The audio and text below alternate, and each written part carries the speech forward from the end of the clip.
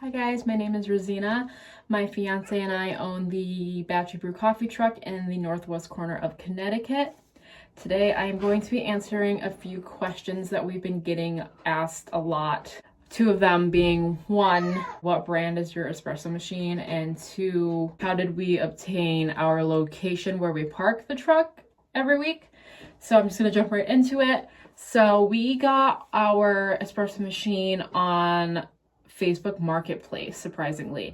So we are both our machines actually. We have two La Speciales S2s. They are 2 group head commercial espresso machines and we absolutely love them. And we haven't hooked up the second one we bought yet because our coffee trailer is not done. The first La Speciale we got in Kingston, New York, and the asking price for the espresso machine was $3,800, but we were able to get them down to $3,200. So it's all about kind of haggling people, and the people that we've dealt with on Facebook Marketplace, either some do know what they're talking about in terms of espresso machines, or some accumulate espresso machines from people who were also trying to get rid of them or selling them. So it's like you don't really know what you're dealing with, but the two people that we bought the espresso machine from, they were just kind of passed on the espresso machine. So we were able to kind of get them down on price. So on Facebook Marketplace, it doesn't hurt to ask people questions, to negotiate a price, and you want to make sure you're going to go see the espresso machine working and in person.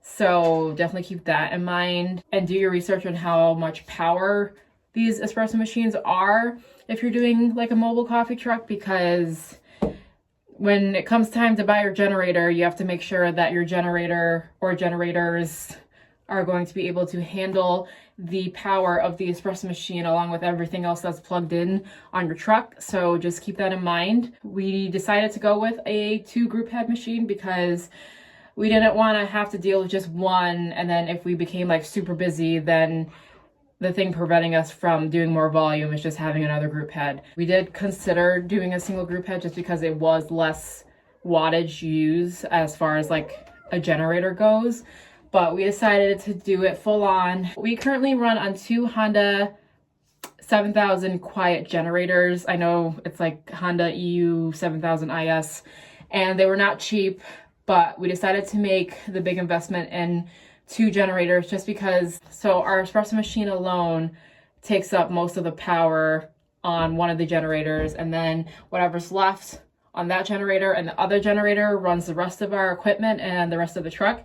And we're able to have a full service mobile coffee truck pretty much. The only thing we don't have right now in the truck is a blender, and that is something we're thinking about doing in the trailer because we'll have more room to do so. So just keep in mind when you buy your espresso machine, those things: pricing. Do people know what they're talking about when they're trying to ask for a price of an espresso machine? The wattage use of the espresso machine. When it comes time to buy your generators, make sure it can supply the power to your machines. So just keep that in mind. So the next question we've been getting a lot is, how did we obtain our location for our coffee truck? So we are parked 6 days a week, and it's like literally a walk-up coffee shop that people come to in our town now. And I'm pretty sure we're like the only specialty coffee shop right now in our town. The next closest specialty coffee shop I think is like 10-15 minutes away. We got super lucky because we are actually parked in my family's restaurant's parking lot. So I've said this in a previous video, and I said to make sure to do your research when you are thinking about opening up a mobile business. So our rules here in town are definitely not as strict as other towns I have heard of. And I actually found out today that a town that is like 10-15 minutes away from us has super strict mobile food truck rules. So I'm just going to compare us to them as an example, and your town or city could be completely different, and this will vary everywhere. So what I'm saying could be totally different from what you guys may have to follow in your town. In our town, in order to become a mobile food truck vendor, we have to be approved by our health department. We have to get an itinerant vendor's permit from the police department. Even before we get the health department application, we have to make sure we're ServSafe certified. So that's a national test that us as owners have to take to make sure that we know what we're doing as far as like food temperatures and food safety and cleaning, and that costs money, obviously. So that's what I mean, like you need to do your research, because you don't want to have the headache of putting in this application and then you didn't do your research, and then you have to resubmit your application because you didn't follow the steps that your town wants you to do, if that makes sense. So on top of the health department permit, the itinerant vendor's permit, and being ServSafe certified, obviously you need to get your sales and use tax permit, which is totally separate because that is from the state of Connecticut, for example. I don't know how it works in your state or town, but that is also another permit that we have to have in order to operate as a business. So with the itinerant vendor's permit that we have, we are allowed to operate on private property as long as we have permission from the owners. There's not really any limitations as far as like how long you can be there. Like we can be parked at our same spot every day as long as we bring our truck back home. And that is literally it. I think there are some like time limitations, but obviously we're not going to be out during midnight hours and so on and so forth. But as long as we take the coffee truck home at night, then we are good as a mobile food truck. So if you don't move the food truck, then you're considered a permanent establishment. So from being a mobile vendor to being like a restaurant type thing, and those are two totally different classes for our health department. So it's just easier on us to take it back home. We have to fill our tanks with water. We have to make sure we stock everything, so on and so forth. So we just don't stay where we're at. And we share a parking lot too, I forgot to mention. So we are in my family's restaurant we get there at 5 and we open at 6. And then we're open from 6 to 1, and then we leave the parking lot by 2 o'clock. And usually my family's restaurant opens, depending on the day of the week, it's either 11 or noon. So we just want to make sure there's no like conflicting traffic, even though they do a lot of takeout and delivery right now because of just COVID, and it's just convenient. So we just want to make sure there's no like tension there, because we obviously, even though it's my family, we have to be super respectful of our space. So just keep that in mind. If you don't have a family member that owns a restaurant, you would have to approach someone who owns the property. So that's what we had to do as a mobile coffee truck. I'm not really sure how it works anywhere else, but that's what I know for us. So someone approached me today because a town that's really close to us only allows food trucks for a week to operate in the town. And it's crazy how the rules are. So like I said, we are allowed to operate 7 days a week as long as we move the truck and we're not disrupting anyone, and we have permission from the private property owner.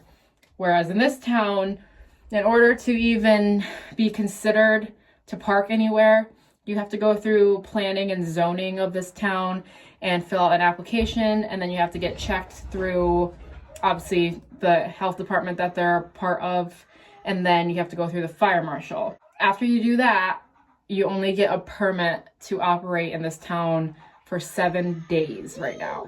So this person approached me because I guess they're considering changing the law for mobile food trucks to 2 weeks they can only operate. And as far as I know, in the current rules, after your 1 week permit is up, you have to reapply and pay the application fee to do another 7 days. And I believe it said you can only do that up to 3 times within a 28-day calendar period, if that makes sense. So that's just mind-blowing to me. Like, if someone started a mobile food truck business in this town, they would not make it. They would have to go to another town just to even make a living. And when we started out, we thought we would only be a coffee truck for events and fairs and do a weekend thing, because we just didn't know how business was going to be. And we were kind of just taking a leap of faith, and we decided that we were going to quit our jobs and be open pretty much all week. So we're pretty much an establishment that people expect to be open now, and we're almost 6 months in business, and this is how we make our living. So to think that a town thinks it's okay that a mobile business can only operate a week in this town, it's kind of crazy to me, but also I'm not surprised because this town is so conservative, I guess you could say. There's a lot of older people that live in this town, and it's a very historic town. So I'm pretty sure they just want to keep it how it is and not attract any, I don't want to say riffraff, but they just don't want the new urban scene coming to this town, it seems like. And I could be wrong. I could be completely wrong about this town, but just I'm getting a lot of confirmation from other people that this town is very strict of how they go about doing business. So I just wanted to compare us to this town.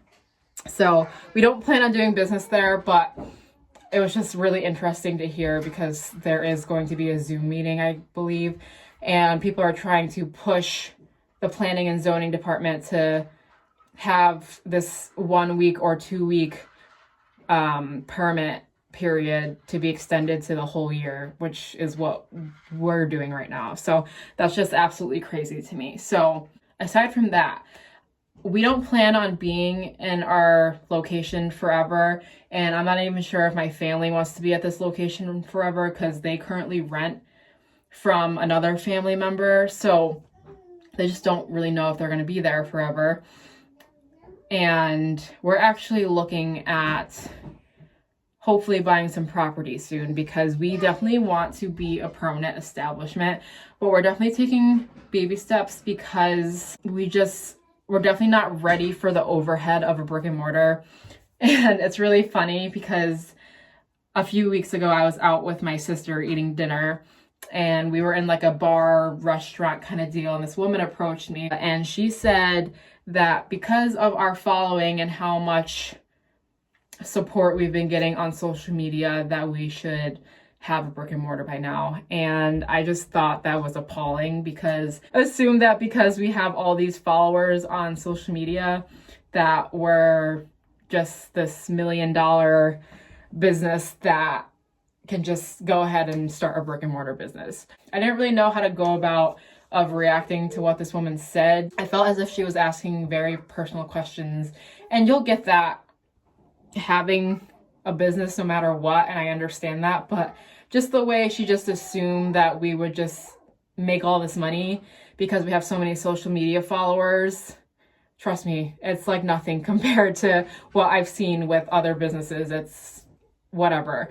With the support we get, I'm so thankful for, but just for someone to think that because we have so many followers, we should be making more money, I guess is what she was trying to say. So a brick and mortar location is in our future, but it's a lot of overhead. And with the truck, we make it worth it by being out 6 days a week and working our asses off and doing all the work ourselves. And we're making it work. That's another thing that we've been asked in the past also, is if the coffee truck is profitable. It's a very in limbo question to ask someone because it really depends on how many days you're open a week and how you do your business, how interactive you are on social media, how many people you know, unfortunately. My fiance and I were born in the town that we do our business in, so we know everyone and everything. So we're lucky enough to even have that support under us. And I never really knew how to answer if the business was profitable. So that's just my take on that. We're making it work. So if you guys have any more questions, feel free to reach out to me. I know I said in my last video that if anyone ever wanted to do like a consultation, that's something we definitely will consider. And really a consultation is worth it to me, in my opinion, because paying us for our time, like, let's just say a consultation is $100 an hour. If you were to consult with us for an hour or two, so $100 or $200 to consult with us, versus spending thousands of dollars into a business and startup costs and being like, I don't want to do this anymore because it's harder than you thought, or it's not what you want to do anymore.